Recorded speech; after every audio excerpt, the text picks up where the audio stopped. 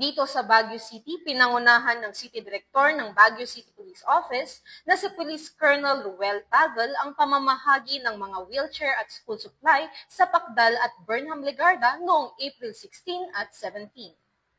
Bahagi ito ng programang Panag-ay 180 Kailian 2.0 ng BCPO na nagbibigay pansin sa mga socio-economic factors na maaaring magdulot ng krimen.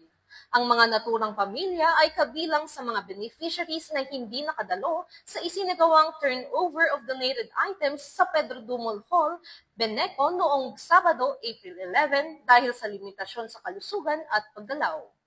Sa naturang aktibidad, 12 may kapansanan at isang dating persons deprived of liberty ang nabigyan ng tulong. Sa kabuuan, 14 na wheelchair ang naipamahagi sa mga kailian.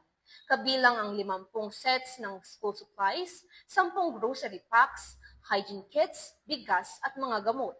Nabigyan din ng pangkabuhayan package at tulong pinansyal ang nasabing dating PDL.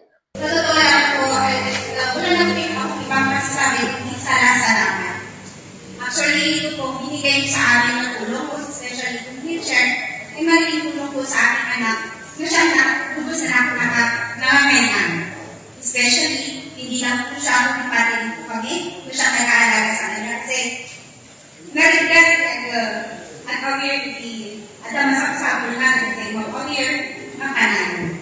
Isinasagawa ang programang PIK 2.0 sa pakikipagtulungan ng iba't ibang stakeholders, kabilang ang CNT Builders, JMLA Meat Trading, JVP Construction, Mapitagan South Elite Eagles Club, Evolve Industrial Supplies, Incorporate Office Solutions, Jimny Girls Group, The Lucky Ones, Career Builders Incorporated, Archer Manpower Services Incorporated, at iba pa.